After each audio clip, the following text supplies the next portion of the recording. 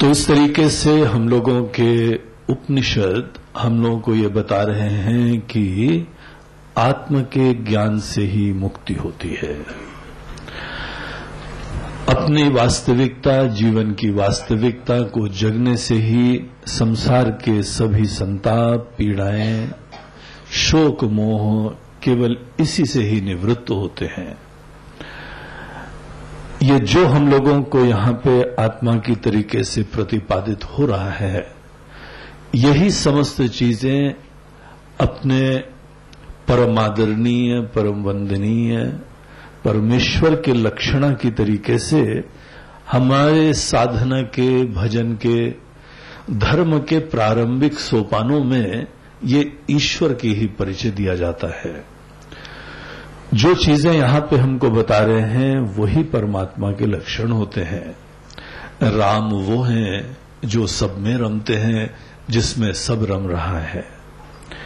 कृष्ण वो हैं जिससे सभी आकृष्ट हो रहे हैं। वो आनंद के धाम जिसके तरफ सभी प्रवृत्त हो रहे हैं।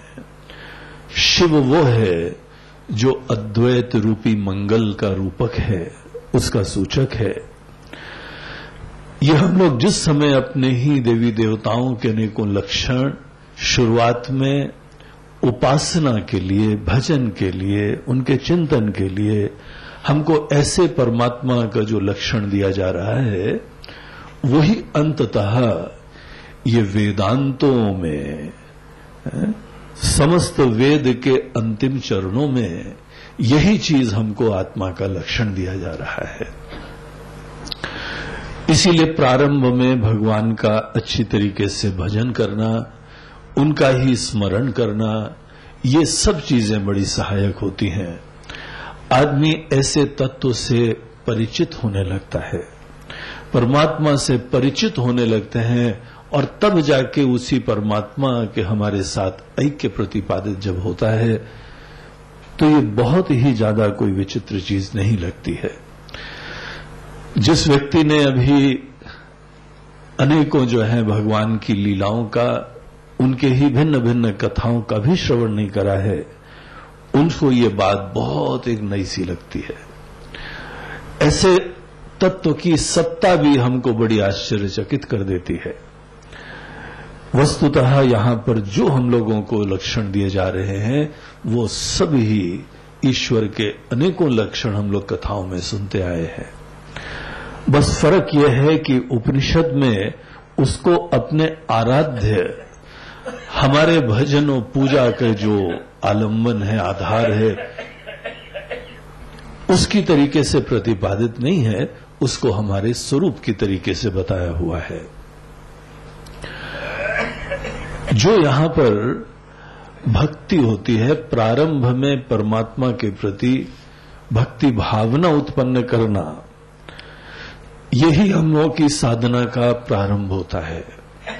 हम सच्चा प्रेम, सच्ची भक्ति डिस्कवर करें, ऐसे परमात्मा के अस्तित्व को स्वीकारें, उन्हीं की समस्त लीला देखें, उनका आशीर्वाद देखें, उनके साथ हमारा हृदय में प्रेम का, भक्ति का सूत्र स्थापित हो।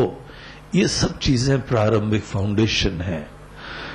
लेकिन वही उपनिषद, वही वेद जो हमको परमात्मा के अस्तित्व का परिचय देते हैं, वो एक दिन बोलते हैं कि आपकी साधना की परिणति केवल भगवान के अस्तित्व को स्वीकार करके आराधना करने में नहीं होती है। प्रेम की परिणति सदैव अद्वैत में होती है। हम जिससे भी प्रेम करते हैं उसके साथ सब दूरी खत्म होती जाती है। हमारे अपने सब स्नेही लोग हैं, उनके साथ भी प्रेम होता है, तो फिर वहां पर भी प्रेम का स्वरूप ये होता है कि हमारी दूरी समाप्त हो जाए। यहां पर भी प्रेम की परिणति परमात्मा के ऐक्य के साथ होती है। बाकी समस्त धर्म परमात्मा के अस्तित्व का तो जरूर परिचय देते हैं, भिन्न भिन्न नाम से, भिन्न भिन्न धर्मों में,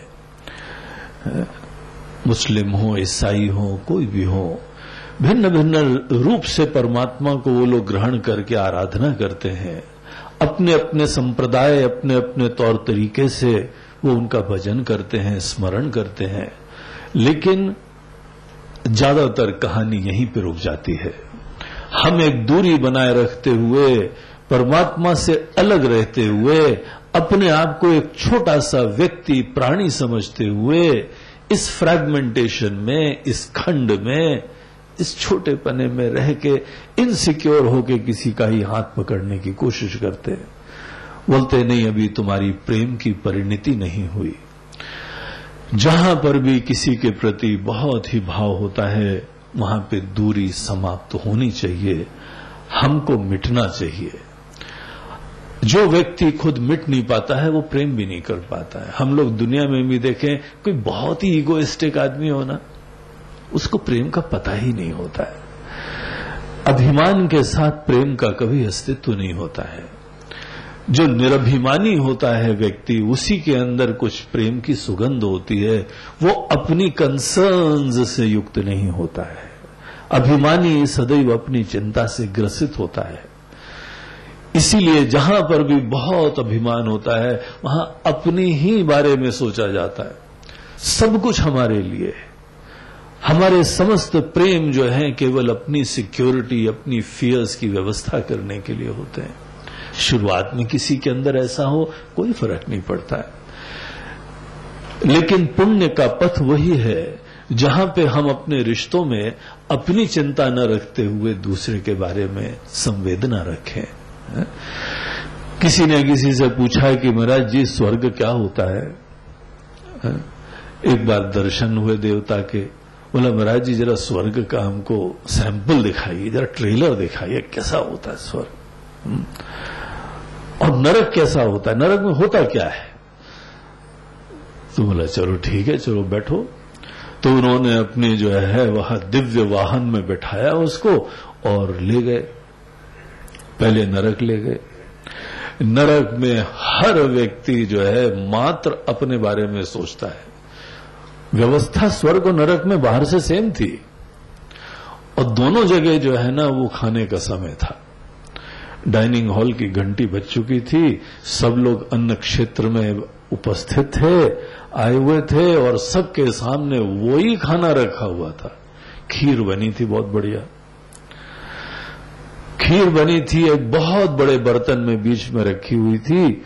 लेकिन वहां के देखो लोग ऐसे निष्ठुर थे, सैडिस्ट लोग थे कि ऐसे बड़े बड़े चम्मच रखे थे जो बिल्कुल ही बांस जैसे लंबे हो,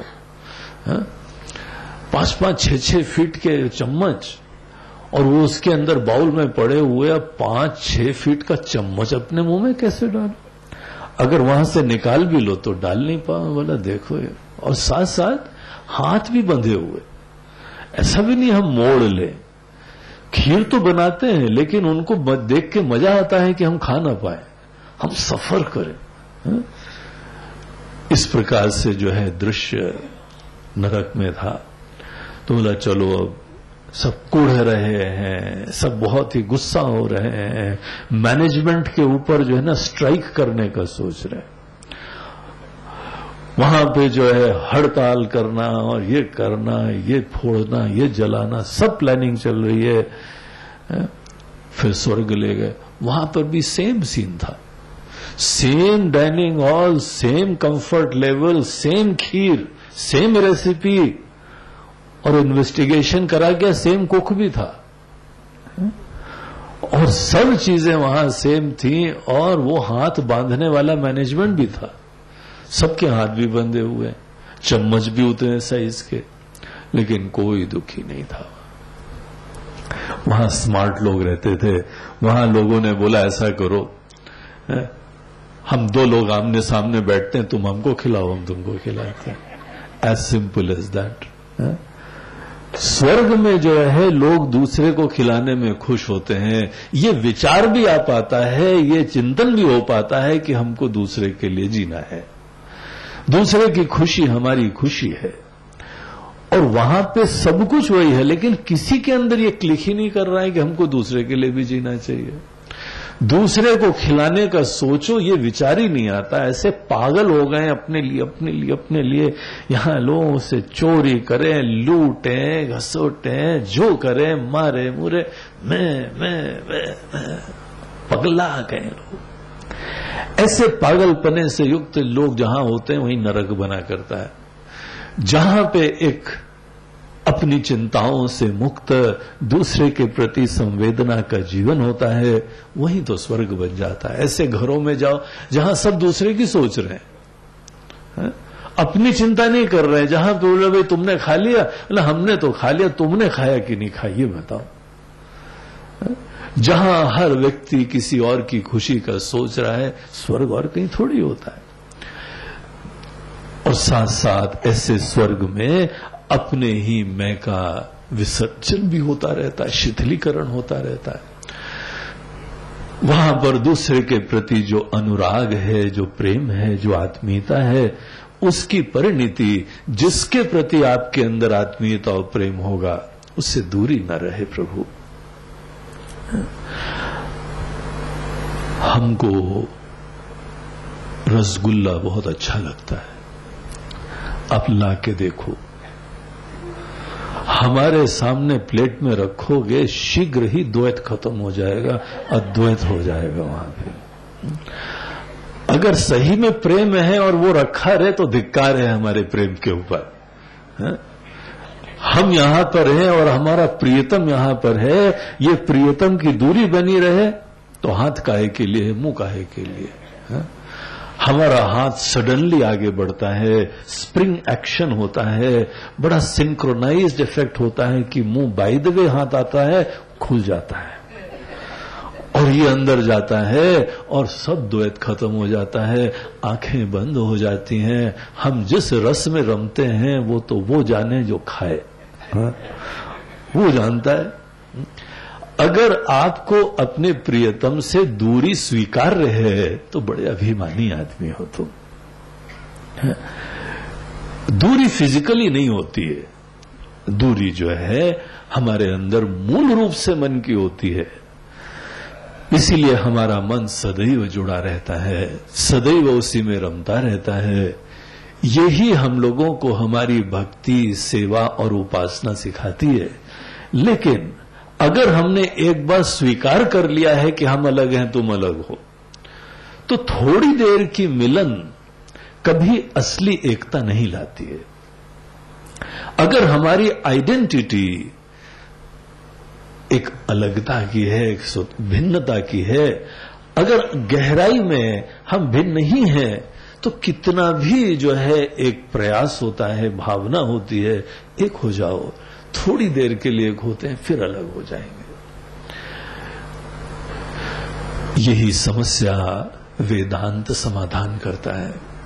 वेदांत इस उपासनाओं में, जब भी आप अपने ही परमात्मा में ध्यान करते हैं, जप करते हैं, भजन करते हैं, भाव विभोर हो जाते हैं, एकता में रमा करते हैं, रम जाते हैं भगवान में।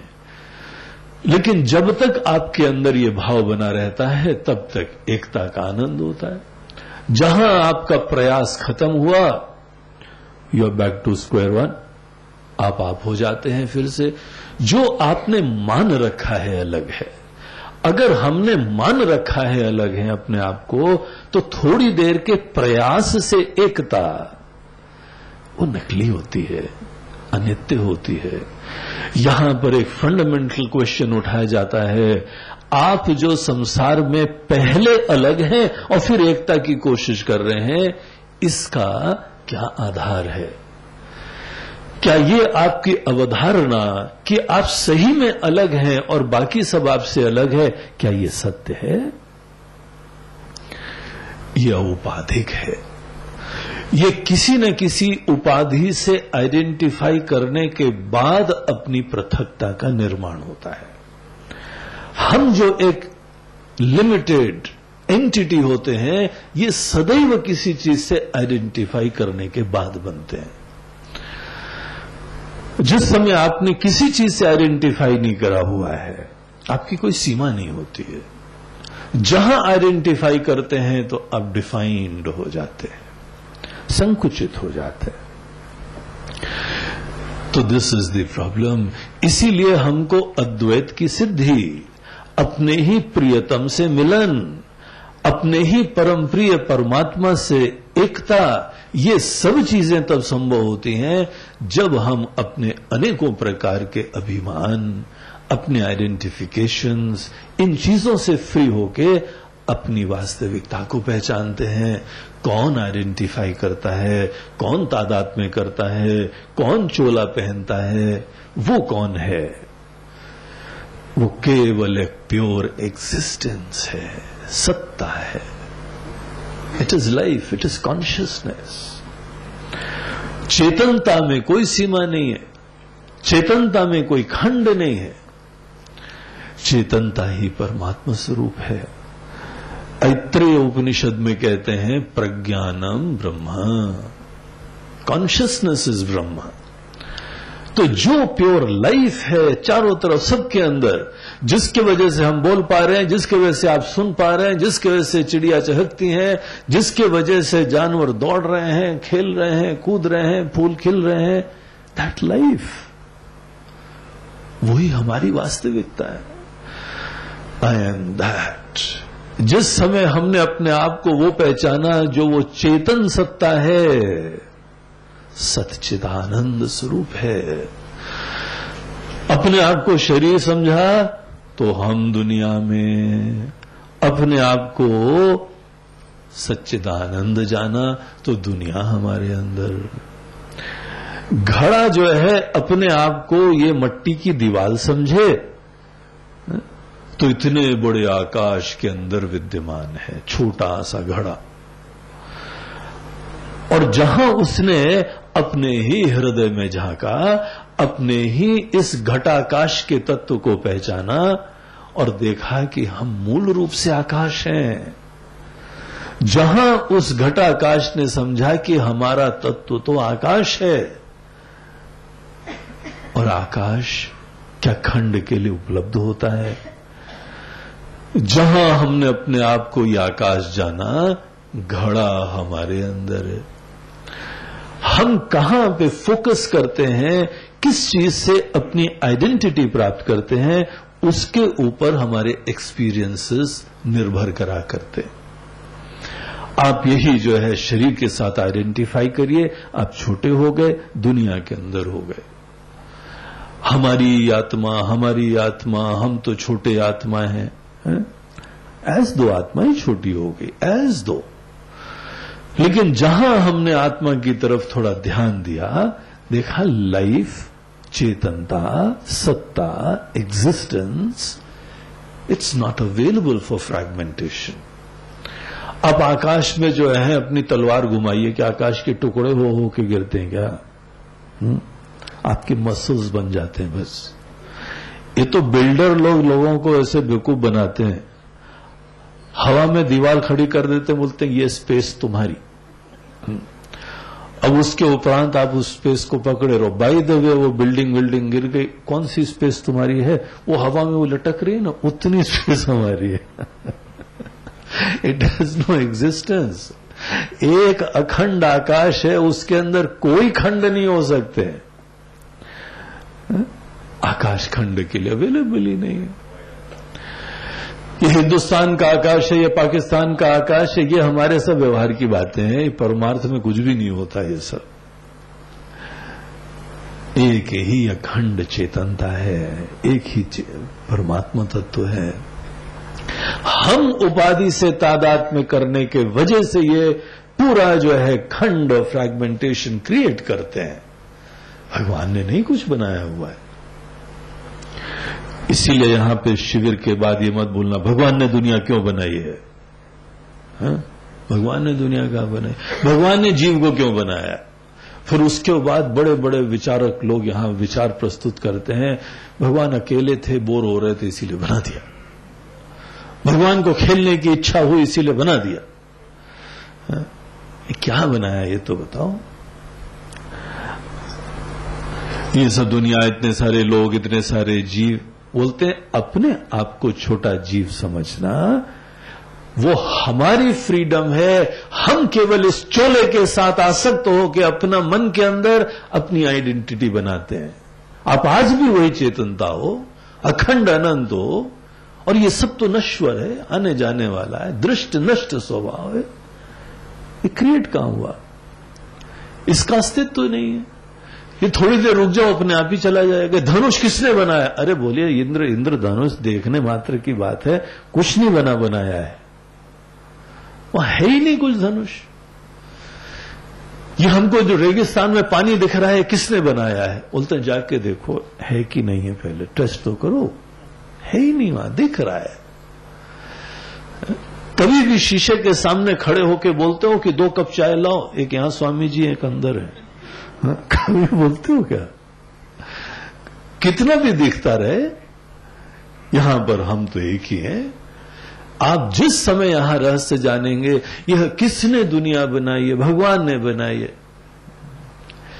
यही जीवन के रहस्य समझने के। तो ये चीज यहां दिखा के कि यहां पर अपने आप को सब में और सबको अपने आप में देखना चाहिए। आगे इसी चीज का फल बताते हैं।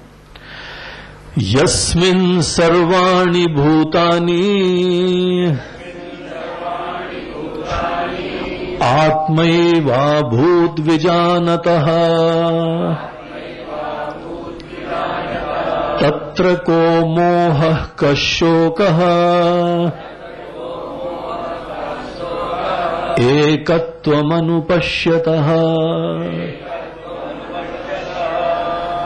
यस्मिन् सर्वाणि भूतानि आत्म एव अभूत विजानतः, जिसमें यह विजानतः विज्ञान हो गया है।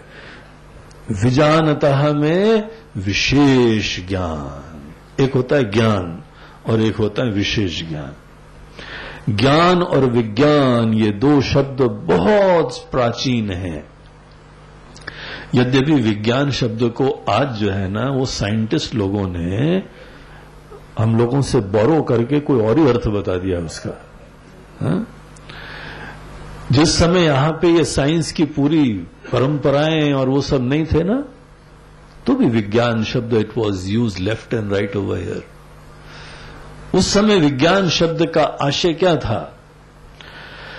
आज विज्ञान शब्द से हम लोग देखते हैं that tested knowledge, verifiable knowledge, किसी दुनिया के कोई भी रहस्य के बारे में ऐसा विज्ञान जो कि हम किसी को प्रामाणिक रूप से बता सकते हैं। उसके लिए हमारे पास कोई आधार होता है। That is called as scientific knowledge today. ये विज्ञान है, कोई प्रॉब्लम नहीं है। लेकिन हम लोग विज्ञान शब्द किस भाव से प्रयोग करते हैं? ज्ञान बोलते हैं एनी इंफॉर्मेटिव नॉलेज। इंफॉर्मेशन, हमको परिचय मिल रहा है, हमने नई चीज सुनी है, पढ़ी है, ये सब हमारे ज्ञान है। सुनी हुई अनेकों चीजें, अच्छे लोग, विद्वान लोग किताबों से सुनी है, प्रवचनों में सुनी है, लेकिन अभी है सुनी हुई बात। जिस समय सुनी हुई बात देखी हुई बात हो जाए, उसको हम लोग बोलते हैं ये विज्ञान हो गया, विशेष ज्ञान हो गया, अनुभवात्मक ज्ञान हो गया, साक्षात्कार हो गया, अप्रोक्षानुभूति हो गई। ऐसे वर्ड्स यूज करते हैं। अ डायरेक्ट इमीडिएट रियलाइजेशन, बोलते हैं विज्ञान। और सदैव अपने शास्त्र बोलते हैं ज्ञान जो है विज्ञान में परिणित होना चाहिए। आप अनेकों प्रकार की चीजें सुने, पढ़ें, लेकिन ज्ञान का एक आनंद होता है, ज्ञान की एक संतुष्टि भी होती है, ज्ञान का जो है व्यवहारिक लाभ भी होता है। जो भी ज्ञानवान हो जाए वो क्षेत्र में अपनी अपनी फील्ड में विशेष बन जाता है। इसीलिए हम लोग बच्चों को भी अच्छा अच्छा पढ़ाते हैं। अच्छी शिक्षा मिलने के बाद it is the best insurance, उनके जीवन का कल्याण हो जाएगा, ज्ञानवान का ही आदर होएगा। लेकिन ज्ञान से जो व्यक्ति युक्त होता है उसके पास अनेकों चीजों का खुद इंफॉर्मेशन होती है, हमको मदद भी कर सकता है। ज्ञान से सेवा अच्छी होती है। अगर आपको किसी क्षेत्र में अच्छी सेवा करनी है तो आपको उस क्षेत्र का ज्ञान अच्छी तरह प्राप्त करना चाहिए। बढ़िया बढ़िया सुनो, पढ़ो, अनेकों लोगों के साथ इंटरैक्शन करो, कोर्सेज, वर्कशॉप, सेमिनार्स, डिग्रीज, जो भी हो, अनेकों प्रकार के ज्ञान से हम किसी क्षेत्र में इंसाइट्स प्राप्त करते हैं और इसीलिए हम और अच्छी तरह सेवा कर पाएंगे।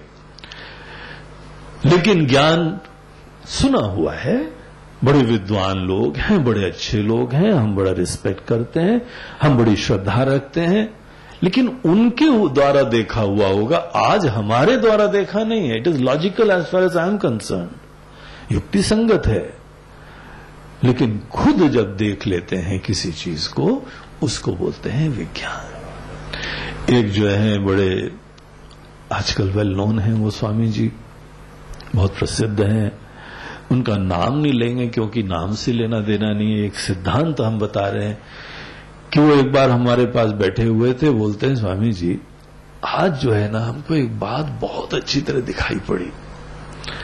बोला क्या महाराज जी? बोलते हैं हम देह नहीं है, आज हमने इस सिद्धांत को देखा। बोलते तो बहुत पहले से थे, हम देह नहीं है, हम देह नहीं है, ये तो दृश्य है, हम दृष्टा, ये सब बोलते रहते थे।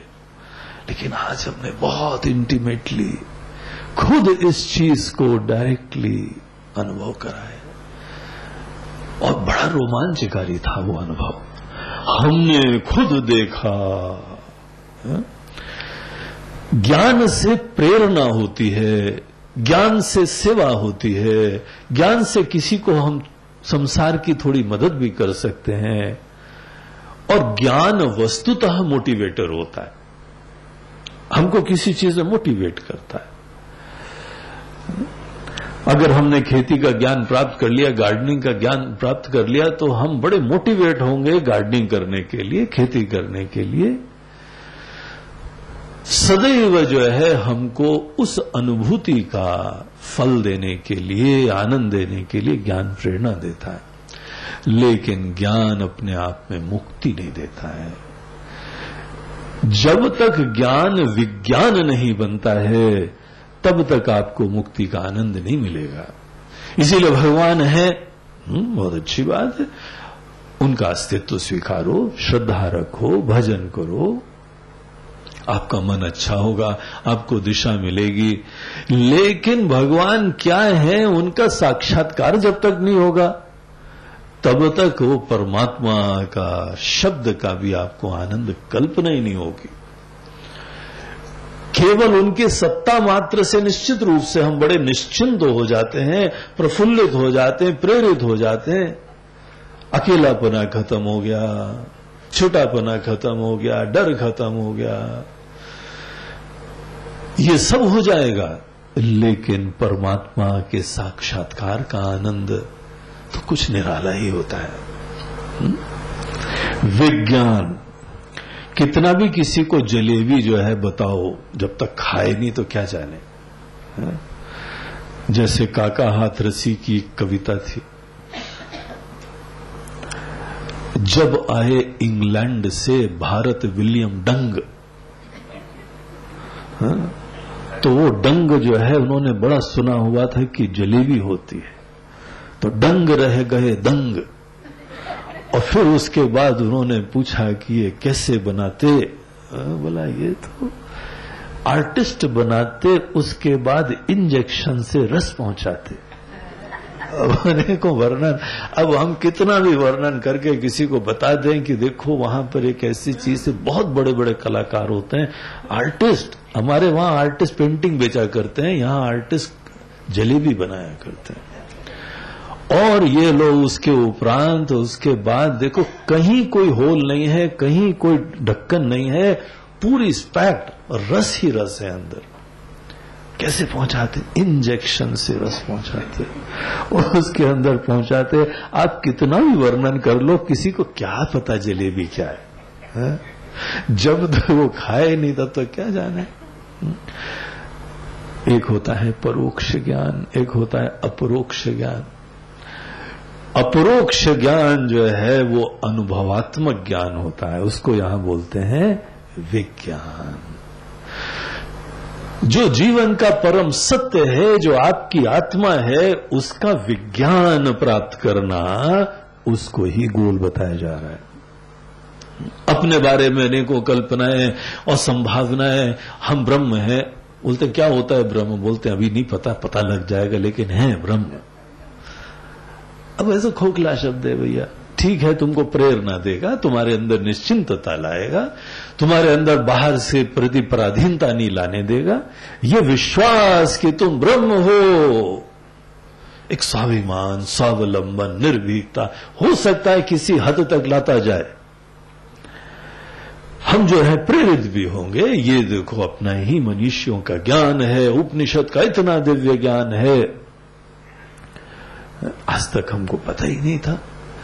हमने सोचा था हम बड़े पढ़े लिखे हैं। Now I realise I was educated illiterate. हम इतने अज्ञानी थे, पता ही नहीं था कुछ।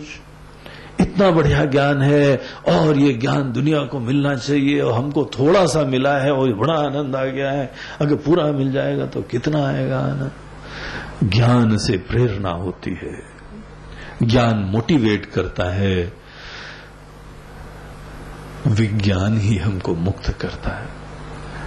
यहां पर हमको उपनिषद बताते हैं कि यस्मिन् सर्वाणि भूतानि आत्म एव अभूत विजानतः।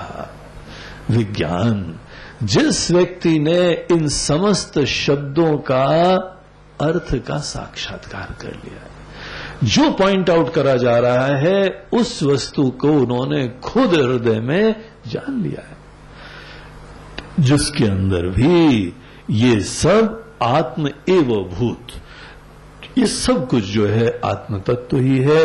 आत्म हो के ही आत्मा को जाना जाता है। आत्मा के ज्ञान की यही रीति है कि आत्मा हो के ही आत्मा को जाना जाता है। आत्मा से अलग होकर आत्मा का केवल परोक्ष ज्ञान होता है। बौद्धिक इंफॉर्मेटिव नॉलेज, अगर आप खुद सच्चिदानंद स्वरूप नहीं है तब तक आपका ज्ञान बौद्धिक है, परोक्ष है। और वो प्रारंभिक सोपान है, वही तरीका है। इसीलिए पहले हम लोग शास्त्र पढ़ते हैं, श्रवण करते हैं, मनन करते हैं, लेकिन इसकी परिणति तो विज्ञान में होनी चाहिए एक दिन। इसीलिए तब तक शांत मत बैठना। सब उपनिषद पढ़ लिए हैं, सब वेदांत का श्रवण कर लिया है, लेकिन अगर खुद वह ब्रह्म स्वरूप आप होके नहीं स्थित हैं, तब तक मन के अंदर शिथिलता नहीं होनी चाहिए, प्रमाद नहीं होना चाहिए, कोई ढीलापना नहीं होना चाहिए। अभी तो हम यात्री हैं, अभी हम पथिक हैं, अभी हम साधक हैं। जहां पे आपने इस चीज का साक्षात्कार करा कि आप खुद सच्चिदानंद ब्रह्म हैं, ये विज्ञान हो गया। यस्मिन् सर्वाणि भूतानि आत्म एव अभूत, सब कुछ आत्मा हो गया, जिसके अंदर भी ऐसी कोई दृष्टि विद्यमान है। सब द्वैत खत्म, सब खंड खत्म, सब मैं और मेरा, तू और तेरा, सब चक्कर खत्म। आई एम इन्फिनिट, हम सब कुछ हैं। इस प्रकार से जिसके अंदर भी ज्ञान विद्यमान है, इसको बोलते हैं एक का, अद्वैत का, अखंड का ज्ञान प्राप्त करना। तो जिसमें ऐसा साक्षात्कार हो गया है, उनके बारे में उपनिषद बोलते हैं तत्र को मोहः कः शोकः एकत्वम् अनुपश्यतः। जिसने ऐसे एकत्व का साक्षात्कार करा हुआ है, वहां कोई मोह शोक नहीं होता है। देखो, शोक और मोह की यह संभावनाएं खंड में होती हैं, परायेपने में होती हैं। जब तक तुम छोटे हो और ये दुनिया तुमसे परे है ना, जहां इस प्रकार की स्थिति है, you are susceptible to all kind of delusions and grief. शोक और मोह की संभावना ऐसे व्यक्ति के अंदर सदैव बनी रहती। तो जहां पर यह बात हुई तब शोक मोह होता है। जिसको एकत्व का ज्ञान हो, उसके अलावा, इस परमात्मा के अलावा कुछ है ही नहीं। आप माया का भी अस्तित्व स्वीकार कर लो ना अलग, फिर मोह चालू हो जाएगा। आपसे अलग पुरुष से पृथक प्रकृति भी अगर स्वीकार कर लो, वो अद्वैत नहीं होगा, फिर द्वैत हो जाएगा।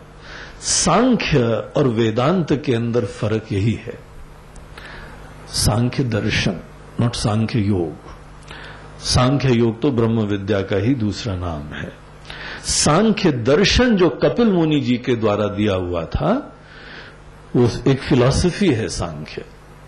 सांख्य दर्शन के अंदर प्रकृति और पुरुष दो तत्व लेके स्वीकार करा जाता है। One is that ultimate divinity consciousness, और दूसरा नेचर, प्रकृति। वो लोग दोनों तत्व अलग मानते हैं और उसके उपरांत दुनिया भर की चर्चा करते हैं, बड़ा विशद वर्णन करते हैं। सांख्य वाले संख्या में बड़ी एक्सपर्ट होते हैं। वो पूरी दुनिया में बताते हैं 24 तत्व आते हैं और इन 24 तत्वों से पूरी दुनिया बनती है। वो बड़े उनकी मैथमेटिकल है। वो पूरा ये वर्णन हुआ, ये वर्णन हुआ, ऐसा ये त्रिगुणात्मिका प्रकृति, तीनों गुण, ये सब सांख्य लोगों ने बहुत सुंदर तरीके से समझाया हुआ है। और कपिल मुनि जी ने अपनी माता जी को ये सब ज्ञान दिया था बैठा के। तो ये सब जो ज्ञान होता है, अगर प्रकृति और पुरुष अलग अलग है, ब्रह्म सूत्र में शंकराचार्य जी ने ये डिस्कशन लिया। बोला क्या प्रकृति और पुरुष अलग हो सकती है? इन लोगों ने विचार प्रस्तुत करा है। ये देश की सुंदरता, यहां पे कोई भी आदमी कैसे भी विचार प्रस्तुत कर सकता है। विचार की प्रस्तुति की स्वतंत्रता इस देश से ज्यादा कहीं पर भी नहीं है। आप कैसा भी विचार प्रस्तुत करें, इसमें जो है ना, you are not condemned just by that. ये फ्रीडम है और स्वतंत्रता में ही ज्ञान हो पाता है। इसीलिए हम लोगों को ये जो है, इसको बहुत ही प्रेशियस समझ के प्रिजर्व करना चाहिए। कोई भी व्यक्ति किसी भिन्न प्रकार के विचार को करे, ये कभी प्रॉब्लम नहीं होना चाहिए। This is just one of उसके अंदर की संभावना है। तो उन्होंने जो है पुरुष और प्रकृति को अलग लेके रखा। उन्होंने विचार करके बताया, बोला okay fine, this is your proposition, let us go into it. विचार करके देखा, बोला कि अगर तुम पुरुष और प्रकृति को अलग करते हो तो दोनों जो है वह अन्योन्य बाधित होती रहती हैं, एक दूसरे को संकुचित करती हैं, एक दूसरे को लिमिट करती हैं। पुरुष प्रकृति नहीं है, प्रकृति पुरुष नहीं है, दोनों जो है लिमिटेड हो जाते हैं। तो तुम जो हो वह, अगर पुरुष और प्रकृति की स्वतंत्र सत्ता मानते हो तो खुद दोनों को परिच्छिन्न बनाते हो, दोनों को लिमिटेड बना देते हो। इस प्रकार की चीज, एक लिमिटलेस सत्ता के अस्तित्व के बारे में प्रश्न चिन्ह है। और जहां पर भी कोई लिमिटेड होता है, कभी मुक्त नहीं होता है। हमको बेसिकली और कुछ नहीं, बस इसकी जरूरत है, यही हमको परिपूर्ण करती। अगर आपकी पूर्णता किसी और के ऊपर आश्रित है तो निश्चित रूप से बड़ी इनसिक्योर जीवन है। भगवान न करे इसको कुछ हो जाए। ये सदैव मन के अंदर डर और चिंता बनी रहती है। ये लिमिटेड लोगों का, परिच्छिन्न सत्ता का एक बार जो है आदमी धारणा उत्पन्न कर ले, उसकी नियति होती है। प्रकृति और पुरुष कभी अलग नहीं होते हैं। माया भी जो है परमात्मा की शक्ति बताई जाती है, कोई तत्व नहीं बताया जाता है। ब्रह्म और माया ये दोनों समान सत्ता की चीजें नहीं होती हैं। ब्रह्म की सत्ता सदैव है, माया की कोई स्वतंत्र सत्ता ही नहीं है। दो चीजों की जब समान सत्ता होती है तब जाके उनको एक ही प्लेटफॉर्म में रखा जा सकता है। इनकी समान सत्ता ही नहीं होती। इसीलिए रत्ती मात्र भी द्वैत की स्वीकृति संसार लाती है। और वो सत्य नहीं है, वो चीज लिमिटलेस नहीं है, अखंड अनंत नहीं है। अखंड अनंत अगर शब्द भी संभव है तो उस तत्व को अद्वैत होना ही चाहिए, अर्थात दूसरी चीज कल्पित होनी चाहिए, worthy to be taken lightly. इस प्रकार से जहां आदमी एकत्व की सिद्धि करता है, एकत्वम अनुपश्यतः, अगर एकत्व का साक्षात्कार करते हैं उसके उपरांत कोई मोह की संभावना ही नहीं है। मोह के अंदर किसी चीज को अन्यथा देखना होता है, किसी चीज को आप उल्टा देख लीजिए, उसको मोह बोलते हैं, है ना। हम गए नहीं आके दिन लखनऊ में, कक्कू संजोग इस परिगा, हम पहिल जो शहर देख सो कहूं धोखा हुईगा। गए न मीनाबाद है जब सजी धजी महरिया खड़ी रहे दरवाजे में, हम समझा दुकान की है मलकिन, इसको बोलते मोह, विपरीत ज्ञान को बोलते मोह। अब वो बेचारा बढ़िया सी वहां मूर्ति रखी हुई थी, उसी को मालकिन समझने लगे, क्योंकि गांव में होता नहीं ऐसा, गांव में मालकिन ही बाहर बैठती है सजी धजी, या घर का महरिया, जो महरिया नहीं होती आदमी बैठते हैं वहां पे। अब यहां पे जहां उल्टा ज्ञान, विपरीत ज्ञान प्राप्त करा, इसको बोलते हैं मोह। किसी चीज को उल्टा समझ लेना, यहां पर जिसको एकत्व का साक्षात्कार हो रहा है उसके अलावा है ही नहीं कुछ, किसको उल्टा समझो? उल्टा समझने के लिए भी कोई दूसरा तो होना चाहिए ना, यहां कोई दूसरा नहीं। इसीलिए तत्र को मोह, ऐसी अवस्था में कहां मोह होता है, और जहां मोह नहीं होता है वहां शोक कहां होता है। सदैव समझो कि शोक जहां होता है वहां मोह के वजह से होता है। हमारे गलत ज्ञान की वजह से ग्रीफ होती है। जब जब हमारे अंदर शोक होता है, शोक बोलते हैं एक अंदर की ज्वलनात्मक घुटन को, मात्र दुख को नहीं बोलते हैं, मात्र अनफेवरेबल सिचुएशन की प्राप्ति को नहीं बोलते हैं। ग्रीफ, शोक एक ऐसा दुख है जहां पे सब कुछ अनुकूल हो तो भी आप घुटन में हो सकते हैं। अर्जुन के लिए क्या समस्या थी, गौतम बुद्ध के लिए क्या समस्या थी? राज्य है, समृद्धि है, पत्नी है, बच्चे हैं, इज्जत है, सब कुछ विद्यमान है, मगर जहां पे आदमी को नासमझी होती है, विपरीत ज्ञान होता है, सही बात पता नहीं है। अब कई बार सोचो कि ये अनेकों समृद्ध घरों के अंदर, संपन्न घरानों में समस्या क्यों होती है? अंबानी बंधुओं में महाभारत क्यों होता है? इतना भयंकर, इतनी समस्या, और अनेकों टीवी सीरियलों ने तो घर घर की कहानी की पोल खोल दी है? सब पता लग गया है कि सूटेड बूटेड झगड़ा करने आएगी तो भी मेकअप करके आएगी, नई साड़ी का पहन के आएगी है? हर सीन में जो है वो नया कपड़ा पहन के आएगी। समृद्धि का ये आलम है? और ऐसी समृद्धि के उपरांत ऐसा छोटापना, ऐसी मूर्खता, इतनी नीचता है? ऐसा लगता है भगवान ने तो अवतार नहीं लिया है, लेकिन हमारी कई और मंथरा ने बहुत लिया अवतार। अनेकों जगह जो है यहां रावणों ने, कंसों ने अवतार लेके दुष्टता उत्पन्न करी हुई है। जहां पर आदमी को शोक होता है, समृद्धि है, कृपा है, लेकिन हम घुट के मर रहे हैं, कोई प्रॉब्लम नहीं लगता है, लेकिन अंदर से हमारी दर्द तो क्या जाने। मैं शायर तो नहीं था लेकिन शायरी आ गई है? सब याद आ जाता है। ऐसा जो है वह घुटन। अर्जुन भगवान से बोलता है, प्रभु इस समय हमको ऐसा दर्द हो रहा है, घुटन हो रही है कि तीनों लोकों का निष्कंटक राज्य भी आप हमको दे देंगे तो भी हमारी पीड़ा का कोई यहां पे समाधान नहीं दिखाई पड़ता है। शोक की निवृत्ति कोई बाहर के वैभव से नहीं होती है। इसीलिए जब किसी के अंदर शोक हो रहा हो ना, ये मत बोलना सिंपली चलो घूम फिर के आते हैं, पिक्चर दिखा लाते हैं, आज बहुत दिन से बाहर नहीं ले गए तुमको, हमको पता है तुम्हारा जनरली शोक इसीलिए आता है, बोलते हैं।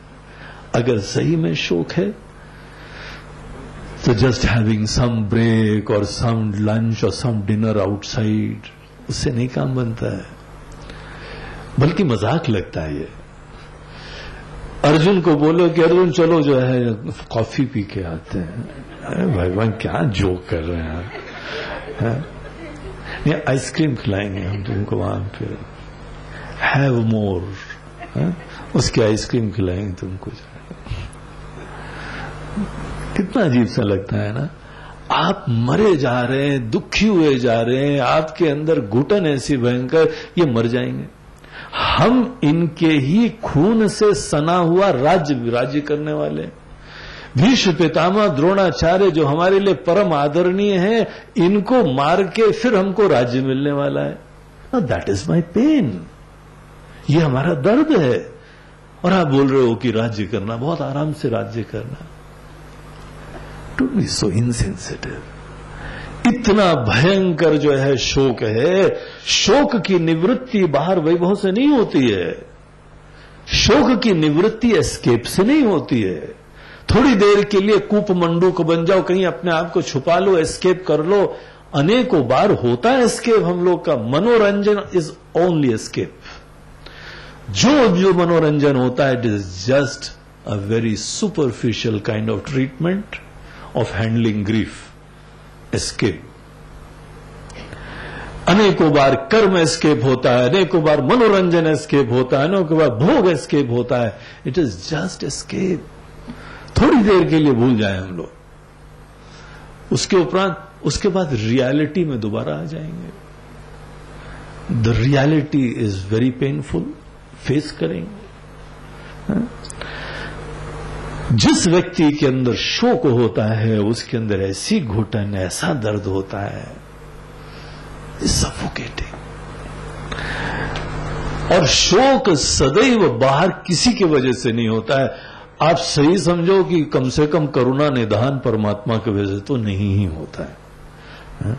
जिसने आपको बनाया है, जिसने ये सुंदर दुनिया बनाई है, वो कभी शोक नहीं लाएगा। आपके जीवन की घुटन, बेचैनी, पीड़ा, आइसोलेशन, सफोकेशन, भगवान आपने क्यों बनाया है? हम पंडित जी के पास जाके पूछ रहे हैं, पंडित जी को बढ़िया मुर्गा मिल गया, बैठो बेटा बैठो। तुम्हारे अंदर आजकल जो है वह 3 ग्रह एक साथ बैठे हुए हैं, दुश्मन है, शत्रु ग्रह हैं, और तुम्हारे लगन के ग्रह में आजकल वो आए हुए हैं। तुम्हारे वहां अतिथि ऐसे भयंकर हैं। अब तुमको नहीं होगा तो किसको होगा समस्या। और पंडित जी के पास कुछ विद्या है, वो बड़े स्मार्ट होते हैं कई पंडित जी, वो सब पता कर लेते हैं, बोलते हैं ये तब से हुआ तब से हुआ। अब कहीं न कहीं कोई तुक्का लग जाता है बेचारों का, और फिर पता लगा कि ये करो वो करो। पंडितों की कोई गलती नहीं है। ये तो जो आदमी ऐसा जो है वह गलबल है, उसको अगर आदमी कोई अपनी रोजी रोटी चलाने के लिए कोई निमित्त बनाए तो क्या प्रॉब्लम है उसका? उसको अपनी रोजी परिवार चलाना है। और इस तरीके के लोग हैं जो तो बहुत अच्छा है। पंडित भी खुश, आप भी खुश, बोलो सियावर रामचंद्र की जय। किसी को क्या समस्या है? हम पंडित हो, ऐसे पंडित लोग क्यों हैं? हमको जो बेवकूफ बना दिया। जब वो शोक किसी और कारण से होता है, इससे होता ही नहीं है। वो पंडित की कोई गलती नहीं है, न कोई देवी देवता। आप सदैव समझिए, देवता लोग भगवान के भक्त होते हैं। भगवान अगर करुणा निधान है तो सभी देवी देवता भगवान के चुने हुए सेवक होते हैं। और जब स्वामी इतने महान हैं तो कोई सेवक आपको पीड़ा नहीं देते हैं, ये विश्वास रखो। एक भजन तुलसीदास जी का है, जानकी नाथ सहाय करे जब, कौन बिगाड़ करे नर तेरो। जब वो करुणा निधान ऐसी कृपा कर रहे हैं तो हे नर, कौन तुम्हारा बिगाड़ करेगा? सभी देवता तुम्हारे अनुकूल हो जाएंगे अगर परमात्मा की कृपा होगी। ये बोलना थोड़ी पड़ेगा, भगवान ऐसा करो। आप लोग से हमारा एक निवेदन है, भजन गाया करो, जरा चूज करके गाया करो।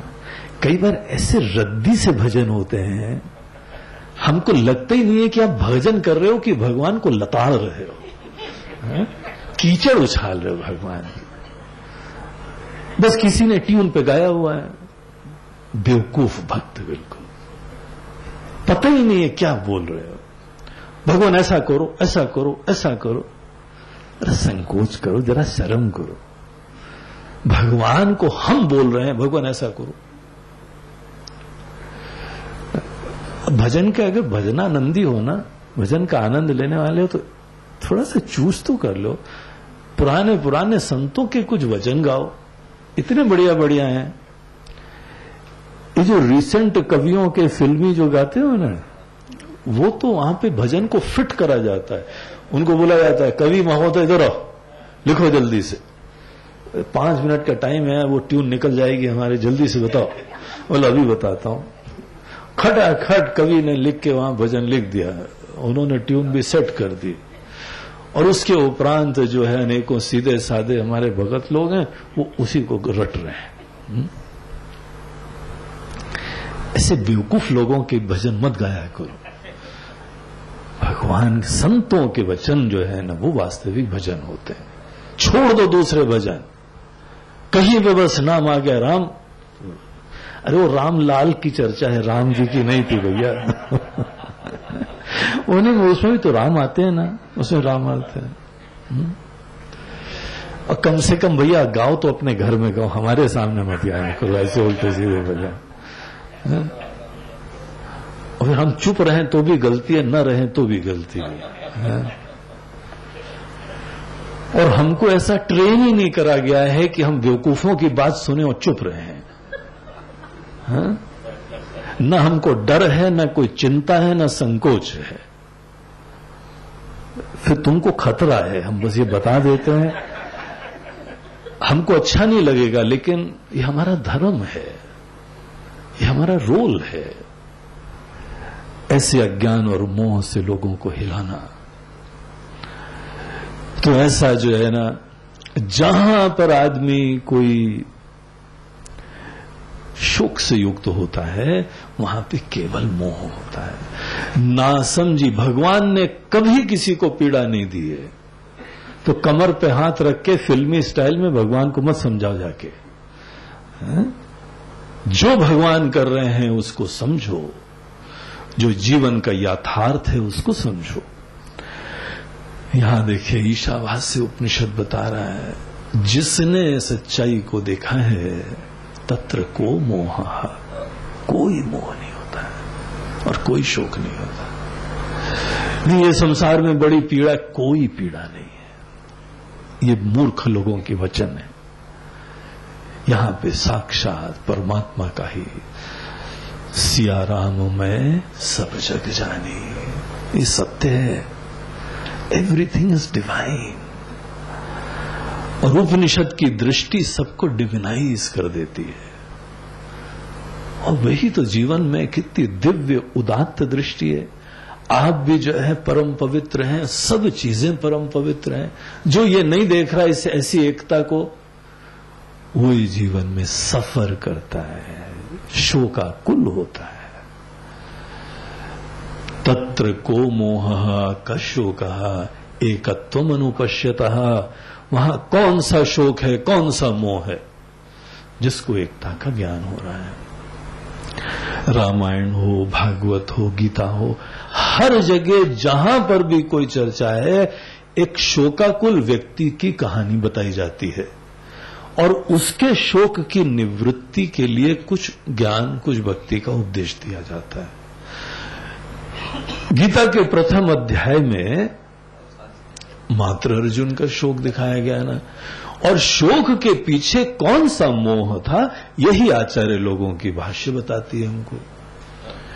इसके अंदर देखो ये यहां पे मोह आ गया था बेचारे में, ऐसी गलतफहमी आ गई थी, ऐसी नासमझी आ गई थी, और इसीलिए वो बेचारा घुट रहा था, पलायन कर। और शोक जिस समय आता है, शोक जिस व्यक्ति को आ जाए, शारीरिक समस्या, भावनात्मक समस्या, बौद्धिक समस्या, जीवन की समस्या, सब समस्याएं शोक से जुड़ी होती है।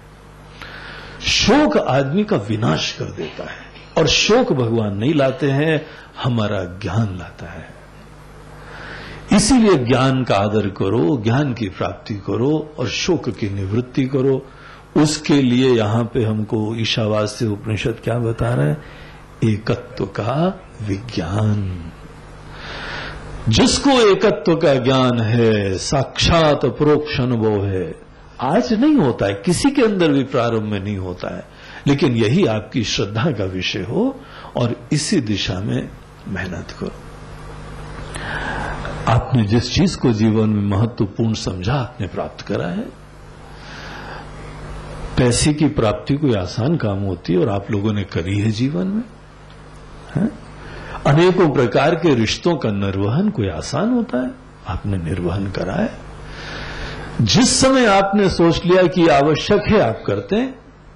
बस इस चीज के बारे में, एकत्व के ज्ञान के बारे में हमारे अंदर महत्व, एक बार आपके अंदर महत्व आ जाएगा, आपको कोई नहीं रोक सकता। आपकी प्रार्थना, आपके संकल्प, आपके विचार सब उसी दिशा में होंगे। एक बार एकत्व के ज्ञान का हृदय में आदर हो जाए। हमको शास्त्र खुद बता रहे, वहां कोई शोक मोह नहीं होने वाला, और शोक मोह की निवृत्ति का यही एकमात्र ज्ञान है, और ये हमारे आपके भगवान दे रहे हैं, ये कोई व्यक्ति नहीं दे रहा है। हम तो ये शास्त्र आपको बस बता रहे हैं, ये आपके शास्त्र हैं, आपके वेद हैं, और वेद सदैव कहे जाते हैं ना भगवान की वाणी। हमारे भगवान खुद हमको इस ज्ञान के लिए प्रेरणा दे रहे हैं।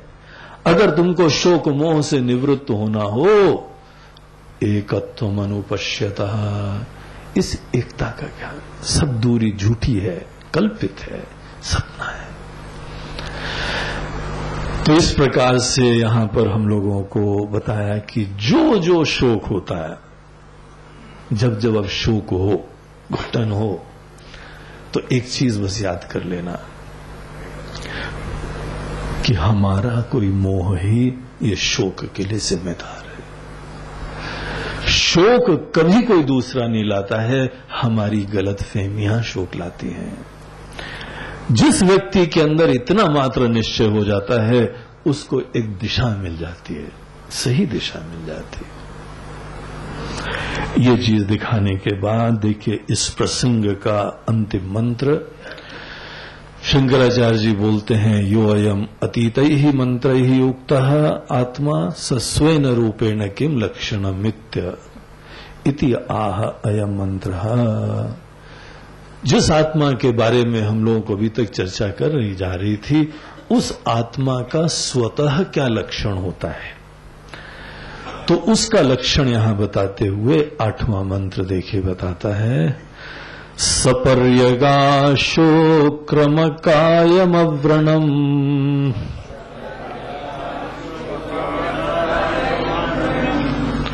अस्नाविरं शुद्धमपापविद्धम् कविर्मनीषी परिभूस्वयं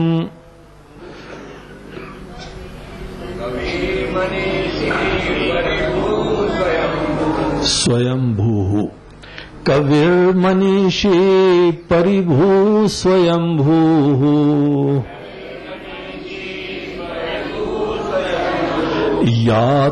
याथत्यतोर्थान् व्यदधा शाश्वतीभ्यः समाभ्यः।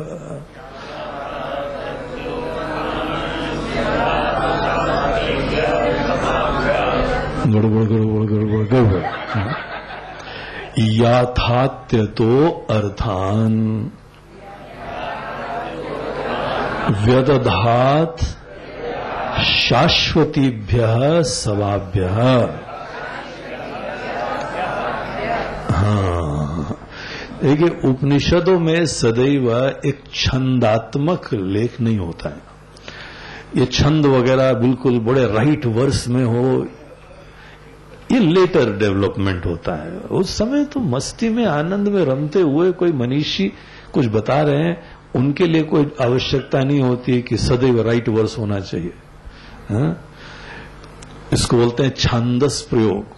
छांदस प्रयोग बोलते हैं कि जो भी वेदों में है that is not available for correction. आजकल के ग्रामेटिकल रूल से उसको करेक्ट नहीं करना चाहिए। स्वामी जी थोड़ा अमेंडमेंट कर दें क्या इसको, फॉर इट्स ट्यून पर्पसेस, बोलते हैं नहीं, डोंट टच इट, इसको छुओ भी मत, ये जैसा है ना बहुत अच्छा है, तुम चैंटिंग बदल लो लेकिन मंत्र मत बदलो। तो यहां पर हम लोग को बताते हैं सह, वो जो आत्म तत्व है, पर्यगात, वो सर्वव्यापी है, जो हर जगह विद्यमान होती है, उसको बोलते हैं पर्यग। सर्वव्यापी है। आत्मा को छोटा मत समझना। मैं को, हमको यद्यपि अपने हृदय में आत्मा विद्यमान है, ऐसे हम लोगों को मंत्र भी मिलेंगे, ऐसे श्लोक मिलेंगे कि आत्मा हृदय गुहा में रहती। आत्मा हृदय गुहा के अंदर है, तो पहले हृदय ढूंढो, फिर उसके अंदर गुहा ढूंढो, फिर उसके अंदर आत्मा मिलेगी। है?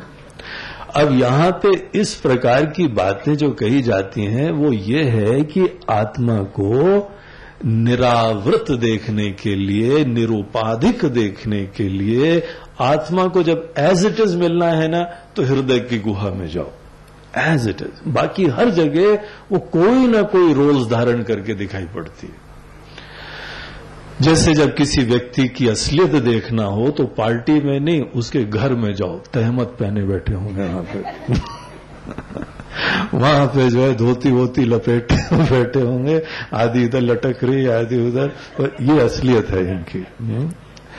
तो जैसे हमको किसी को जानना है तो उसके घर में जाके देखना पड़ता है। वहां पे देखो असलियत दिखाई पड़ती है। बाकी बाहर कोई दिखी ऐसी देवी अप्सरा दिखाई पड़ती, देखो घर में जाके विदाउट मेकअप देखना कैसी लगती है वो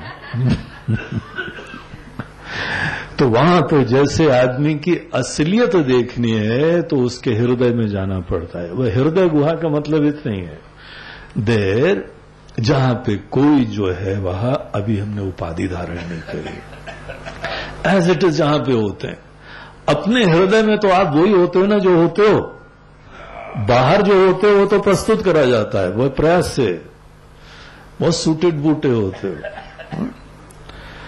बाबूजी आकी राहें खड़े, कौन से तहमत पहने अंडी ओढ़े, मुंह का कीने मौछन का कीने सफा चट्ट मुंह पाउडर और सिर केस बड़े, बाल बाल लंबे चौड़े बाल, पाउडर लगाए हुए और ये पहने हुए। अब इस सब नकली चेहरा है। किसी एक्टर एक्ट्रेस को भी सीन पे जाने के लिए कितने लंबी ड्रेसिंग का जो है ना वो समय लगाना पड़ता है, तब जाके आता है। जो दिखता है सब नकली दिखता है। हृदय गुहा में जाने का मतलब उसके घर की गहराई में जाके देखो, वहां असलियत उसको दिख जाएगी। तो वहां पे जाने का मतलब ऐसा नहीं है कोई छोटी सी हमको टिमटिमाता हुआ तारा दिखाई पड़ेगा, आत्मा हृदय के अंदर ही रहता है ना, ऐसा नहीं है।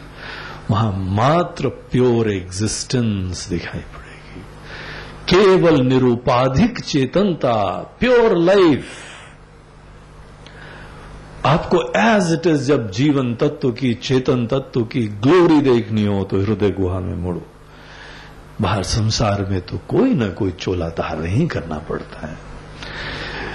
और जिस समय आप देखेंगे when you really know what does pure existence means, केवल निरुपाधिक चेतनता, तो आपको निरुपाधिक चेतनता के ज्ञान का लक्षण क्या होता है, कैसे पता लगे आपका ज्ञान ठीक हो गया।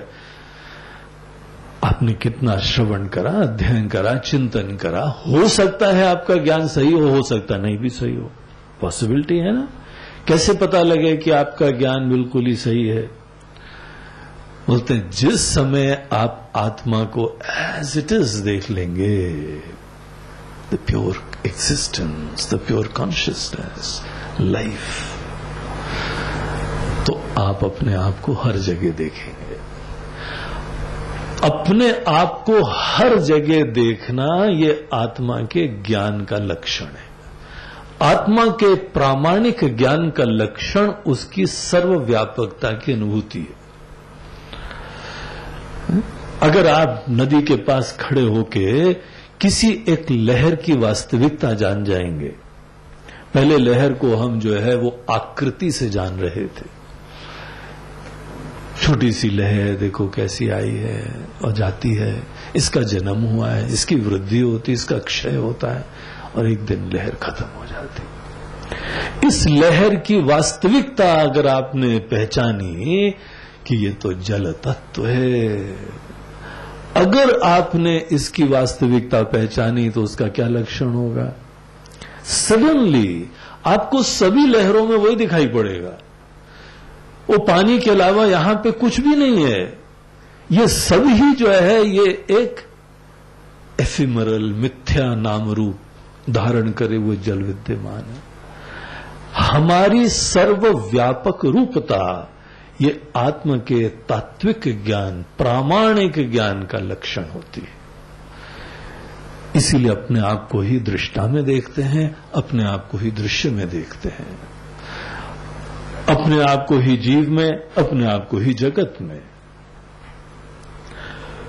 एक ही तत्व, सह पर्यगात, शुक्रम शुद्ध है, प्रकाशमय है, निर्मल है, इसको बोलते हैं शुक्र। शुक्र जो है वह चेतन रूपी होता है, शुद्ध रूपी होता है, जिसमें किसी भी प्रकार का कोई दोष, कोई अंधकार, कोई कमी है नहीं, इसीलिए निवृत्त नहीं करनी पड़ती है। शुद्ध तत्व को देख के ही धन्य हो जाते हैं। शुक्रम अकायम, उसका कोई शरीर नहीं, काय नहीं होता है, शरीर नहीं होता है। आत्मा का शरीर नहीं है क्योंकि वो ही सब शरीर से भी व्यक्त है, सभी शरीर के अंदर से आत्मा भी व्यक्त होती है। अपने आप में उसका शरीर नहीं, जैसे आकाश का कोई रूप नहीं है, वो सभी रूपों में है। तत्व का कोई रूप नहीं होता है, और तत्व में यह सामर्थ्य होता है कि कैसे रूप में प्रकट हो जाए। प्रकट हो सकता है लेकिन स्वतः कभी भी रूप से वो आसक्त नहीं होता है, कंडीशनड नहीं होता है। स्वतः अकायम, अव्रणम, उसके अंदर कोई स्नायु, कोई नसें, कोई अनेकों नर्व्स और ये हमारे मसल्स के अनेकों फाइबर्स, नथिंग व्हाटसोएवर, ये शरीर के अंग होते हैं। ऐसा इसके अंदर कोई रंग भी नहीं है, स्नायु भी नहीं है, उपाधियां नहीं है। अव्रणम, अस्नाविरम, स्नायु रहित और साथ साथ किसी प्रकार की वर्ण, कलरिंग, उपाधि से रहित है। शुद्धम अपाप विद्धम, इसमें रत्ती मात्र पाप नहीं छुआ। देखिए यह हम लोगों के वेदों का जो संदेश है, और दूसरे कुछ धर्म होते हैं उन लोगों में बड़ा फंडामेंटल डिफरेंस हो जाता है। जैनी धर्म में वो लोग आत्मा को कर्म से लिप्त मानते हैं और इसीलिए बड़े घोर तपस्वी होते हैं।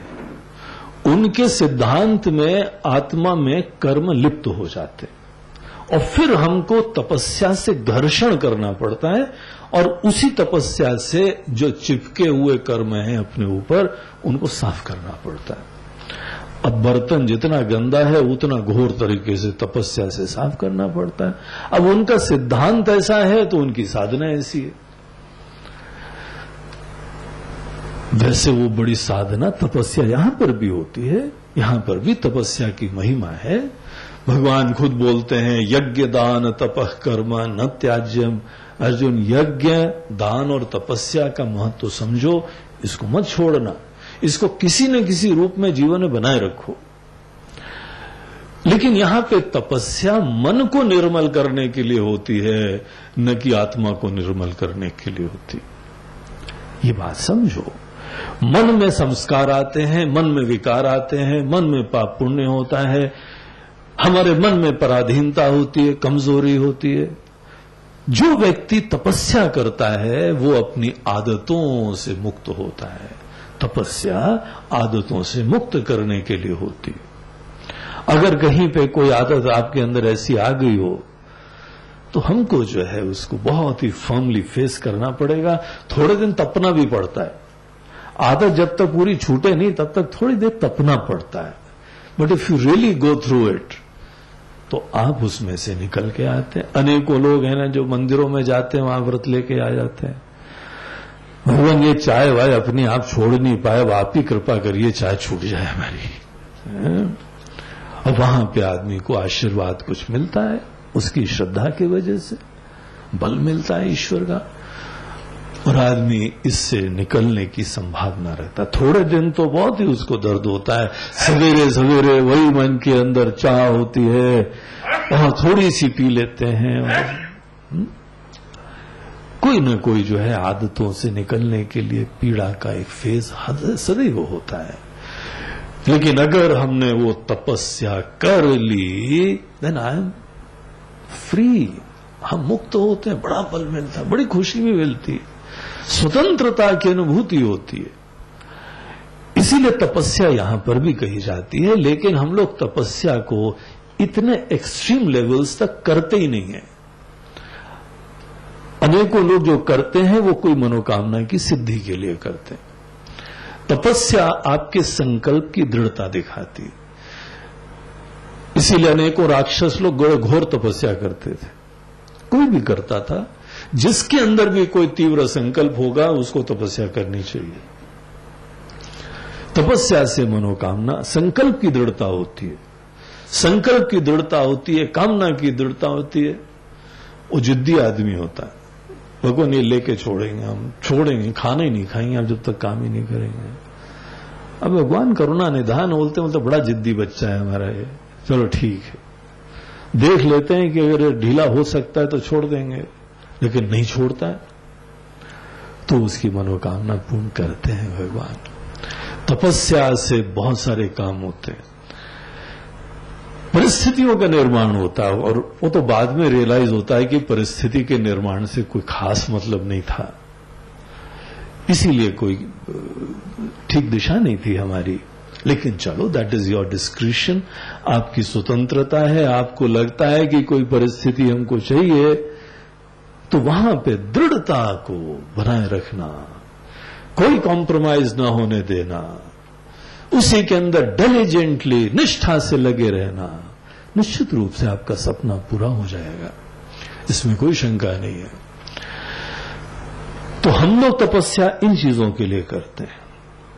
एक बार किसी कुंभ में एक बाबा जी हमको मिले, हमारे साथ में ही थे, वो नागा बाबा थे। वो बड़े अच्छे स्नेही थे, लेकिन बेचारों को संस्कार नहीं था, ज्ञान नहीं था, कोई दिशा नहीं था, और बन गए बाबा जी। अब बाबा जी बन के उन्होंने वहां पेड़ था पास में, उसमें टायर लटका के उसमें लटके रहते थे। बाबा जी क्या कर रहे हो आप? वो बोलते नहीं, कुछ इच्छा है, हम बताएंगे नहीं।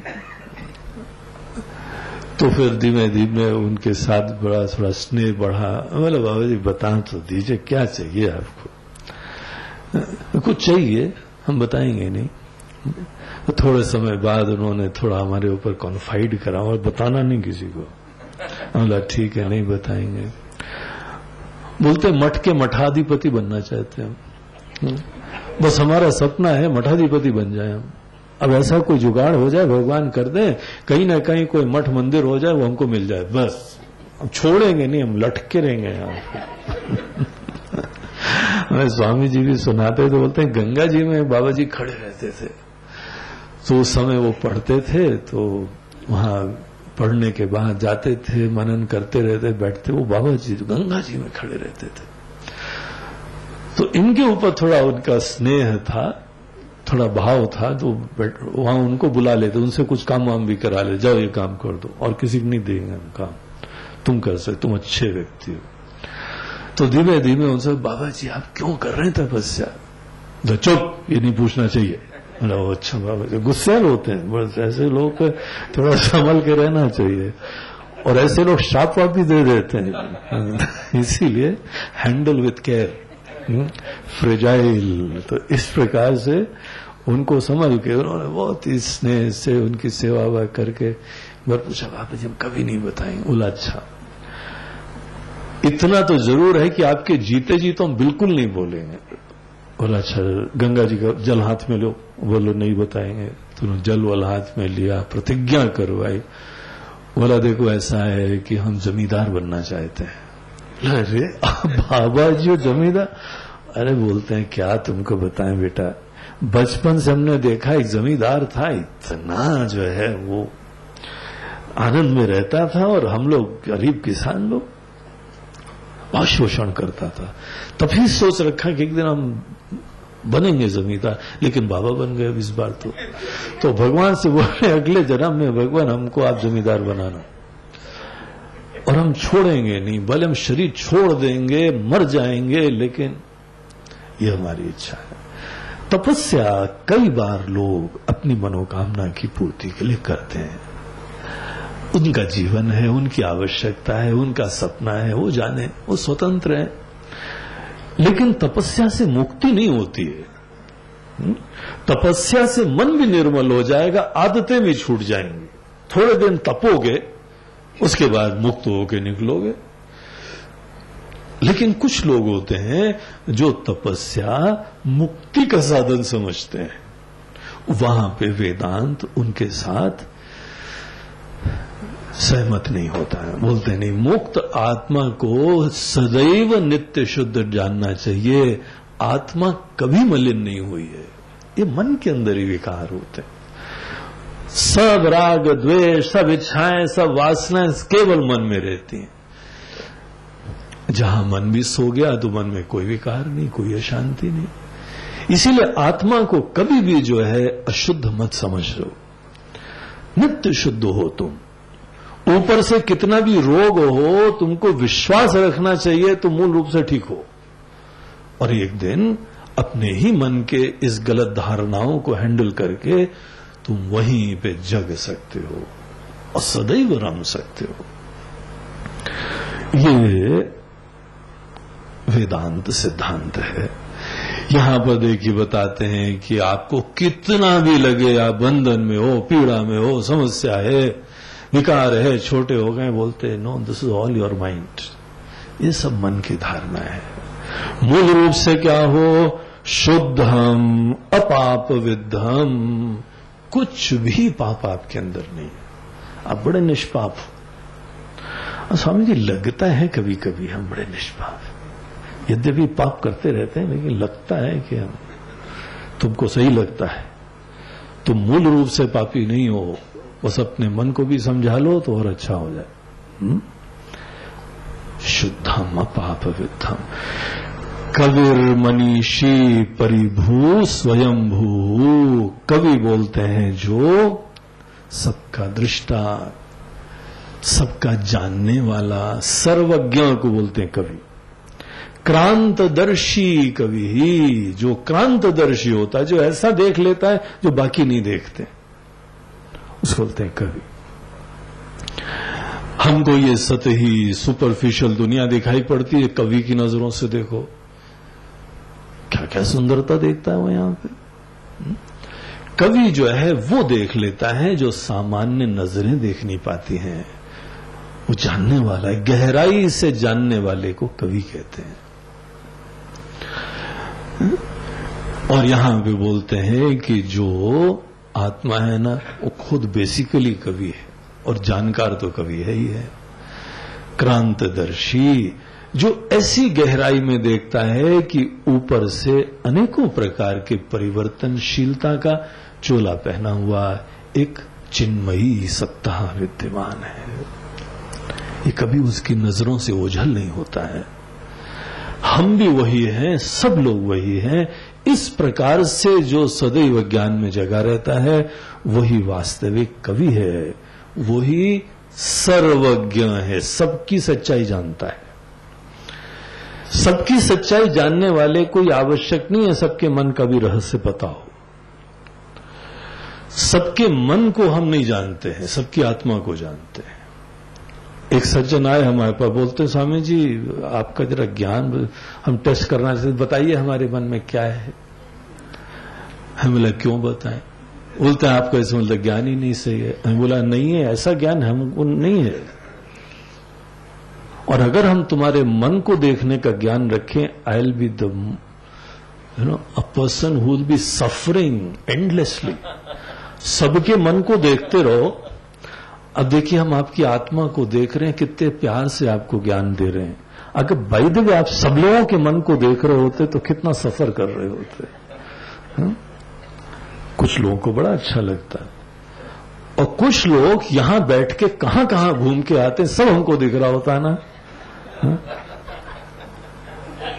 ऊपर से तो बैठे हैं यहां पे, कहां कहां तफरी करके आए हो?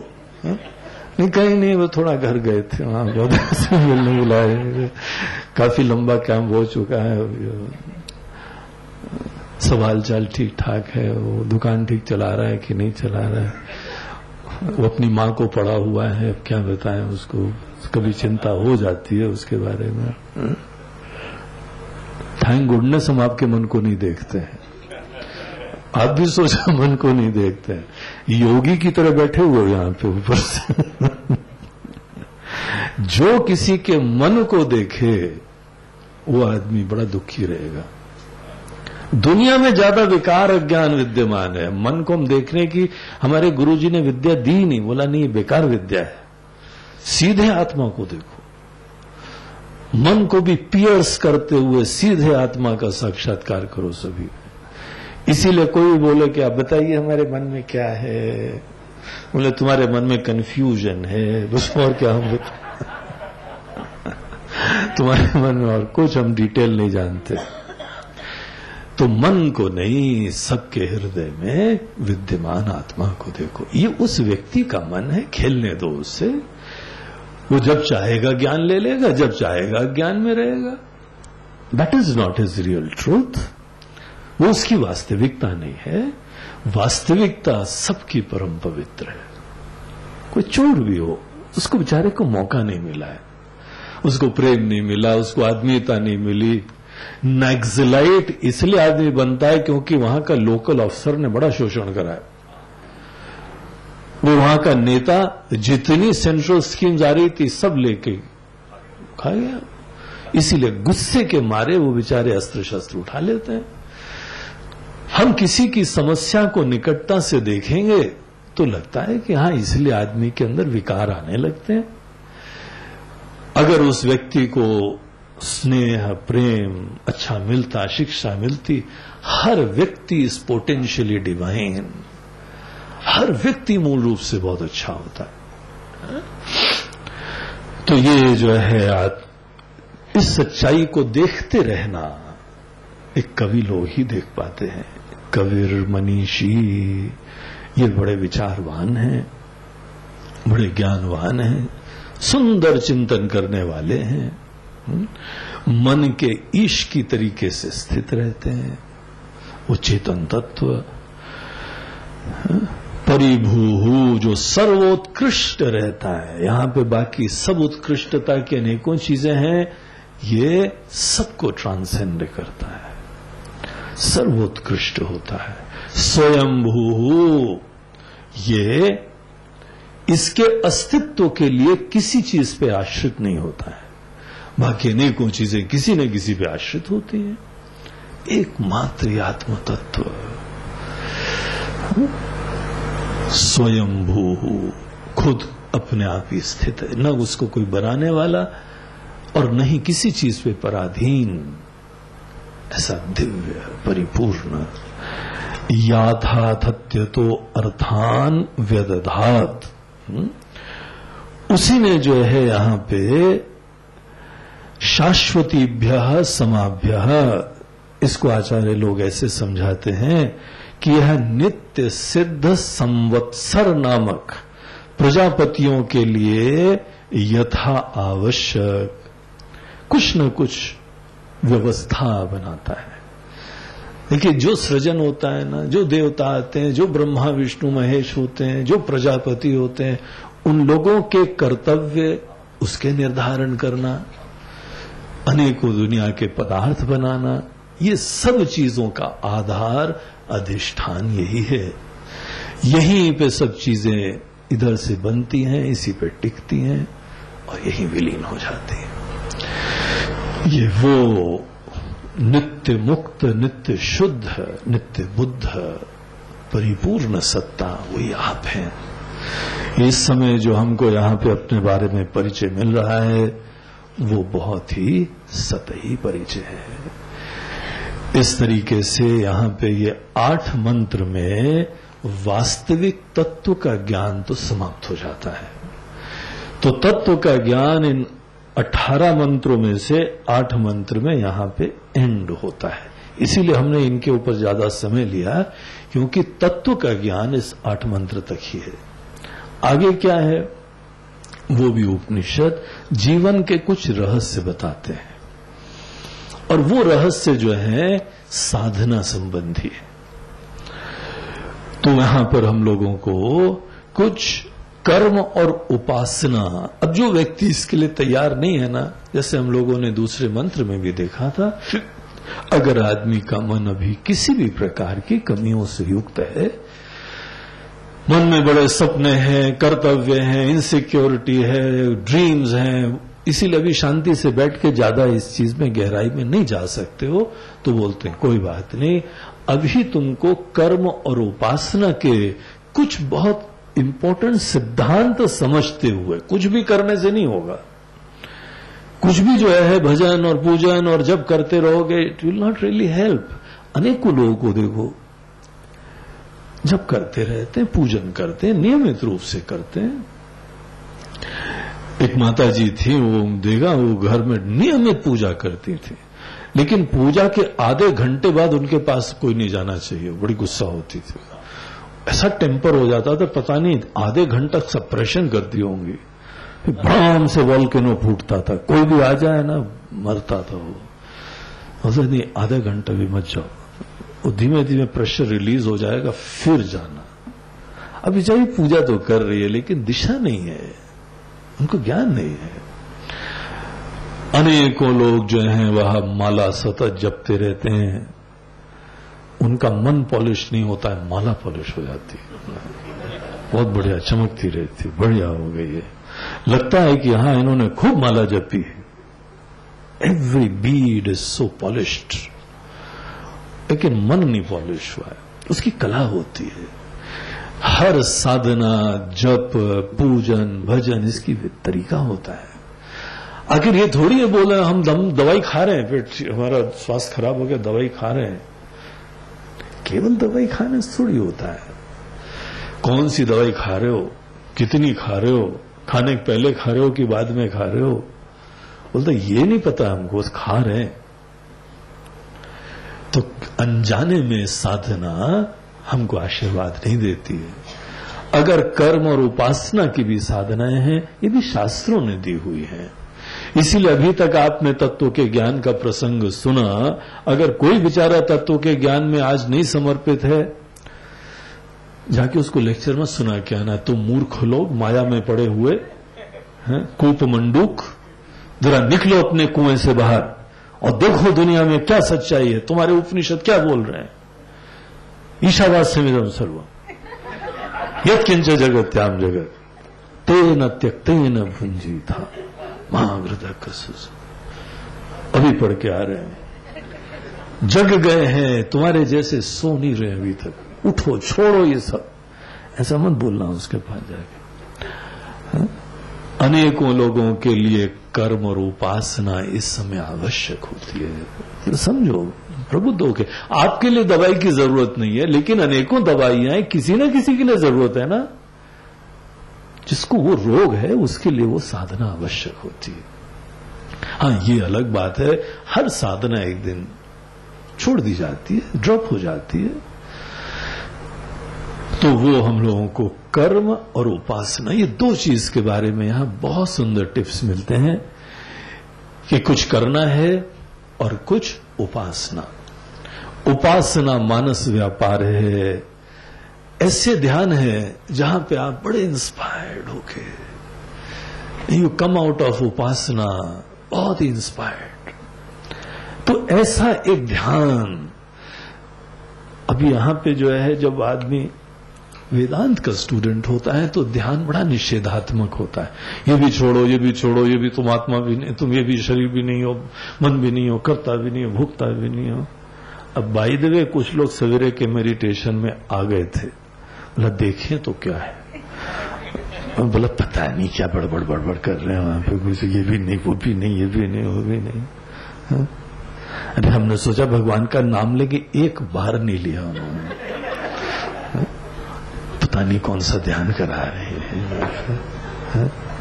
आज तक हमने जिससे ध्यान सुना है, कम से कम भगवान का नाम लिया जाता है, आधे घंटे पौन घंटे आज तो बैठे, एक नाम एक बार नहीं आया। पता नहीं कैसा ध्यान है। हम तो लगता है गलत संगत में आ गए। आदमी को डाउट होने लगता है।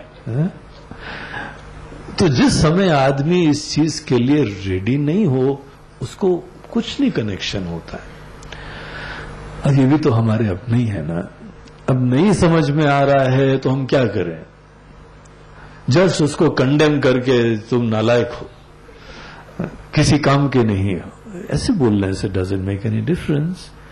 हम उसको कैसे उठाएं? वहां बोलते हैं इनके लिए कोई साधना होती है, कर्म और उपासना।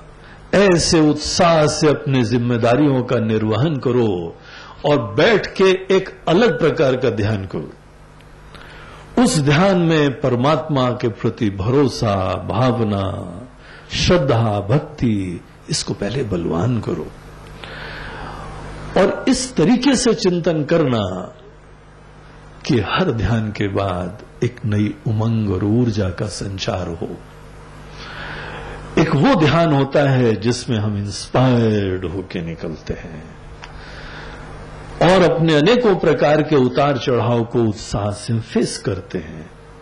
ये कर्म और ये उपासना, जो कर्म और उपासना को अच्छी तरीके से करता है वो ही तत्व ज्ञान के लिए तैयार होता है। लेकिन अगर ठीक तरीके से करे तो अनेकों लोग हैं कर्म भी जीवन भर करते रहते हैं, कुछ सो कॉल्ड उपासना भी करते रहते हैं, लेकिन तैयारी नहीं होते हैं। तो ऑब्वियसली उनके कर्म उपासना में कोई दोष होता है। तो हमको कर्म और उपासना के रहस्य यही ईशावास्य उपनिषद आगे के यह नेक्स्ट 10 मंत्रों में ये पूरा पैकेज देता है। अब तत्व का ज्ञान का प्रसंग खत्म, now you can relax, you can come back to reality. अभी बहुत ट्रांसेंडेंटल फ्लाइट्स ले ली थी हम लोगों ने, अब हम लोग लैंड करते हैं और कर्म और उपासना के रहस्यों के ऊपर विचार करते हैं। तो हम लोग बस इसको पढ़ लेते हैं, एक मंत्र नहीं, हाँ, तो आगे जो है वहां ये पैकेज है पूरा मंत्रों का। चलो 2 मंत्र पढ़ ले। अंधं तमः प्रविशन्ति ये विद्यामुपासते ततो भूय इव ते ततो यौ विद्यायां रताः विद्यां च